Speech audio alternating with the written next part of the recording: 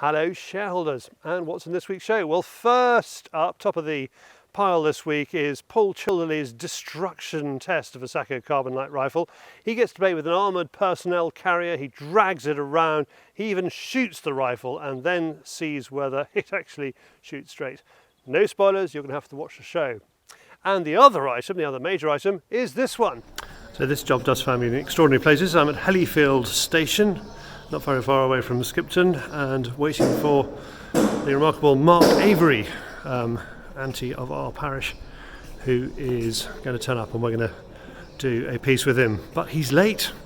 Is he a no-show? Well, he did turn up, and we filmed him, and he is in tomorrow night's show, both as a kind of hour-and-a-half podcast and as a 5-minute short item for Fieldsports Britain.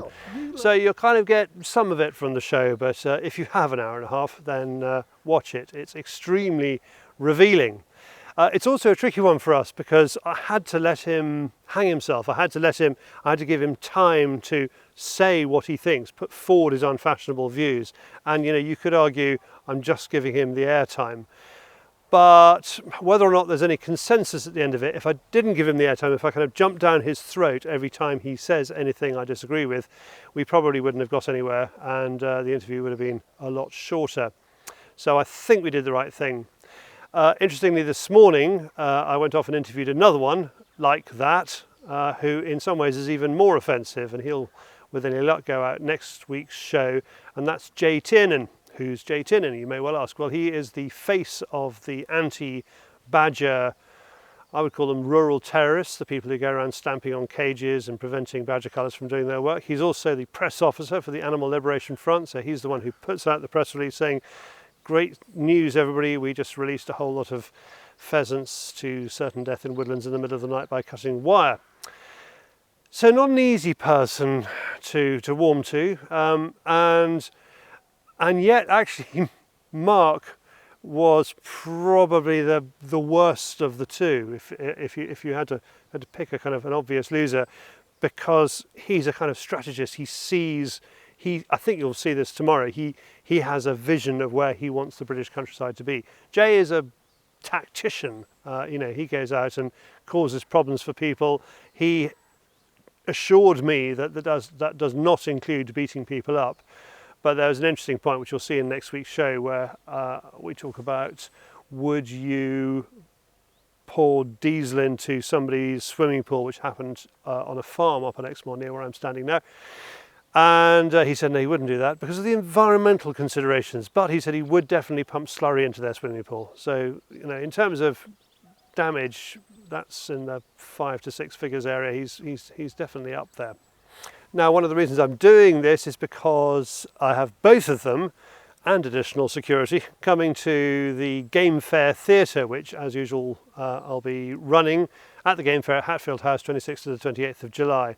I'm going to try and see if I can get discount tickets for shareholders. If I do, I'll be able to report back on that next week. Not sure how easy that'll be, but we'll see.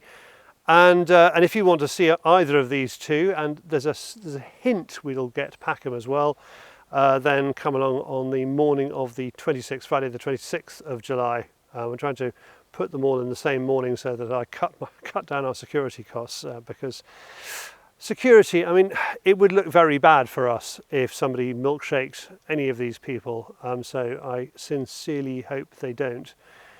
But feeling is running very high in the countryside at the moment, especially after the general licences debacle, and I just got to make sure it doesn't happen, really. On more positive news, I've had a little bit of news about an event we've been talking about last year, and that is Commonwealth Games 2022.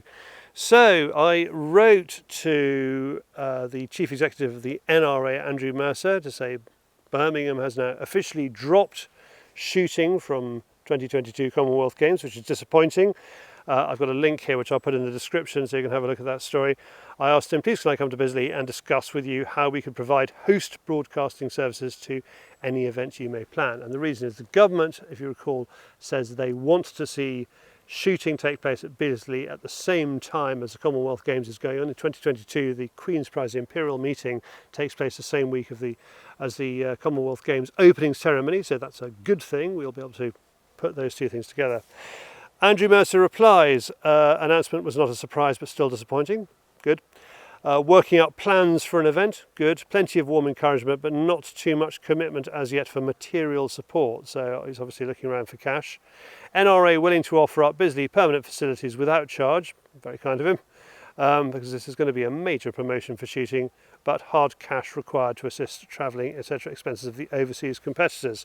Well, we've got to explore that and see how much the overseas competitors put in on their own, and how much they're expecting from the host nation. We'll let you know if discussions morph into a viable event. So I am going to stay on top of this one, and as we planned last year, I'm going to start to garner support from shooting associations both abroad and at home, so we can try and push this issue forward. Because if we get this host broadcasting gig, then we're going to be able to make a lot of films showing ordinary, acceptable target shooting gold and silver and bronze medalists at their homes, doing the ordinary kind of target shooting they enjoy, and doing game shooting and pest control and that kind of shooting. So we'll be able to bring those two issues together. I think it's a PR opportunity we would be foolish to miss out on. And once we've got all those items, those TV packages, we'll be able to hand them out to terrestrial broadcasters in their own countries and say, right, alongside the TV feed from the event, so you're going to see your people doing really well, here is a free package about them at their home, which we have just providing for you to put out there if you want to. I think that is going to be a success. And next up, we've been talking quite a lot about Fieldsports Channel's retail side, which some of you have been very rude about.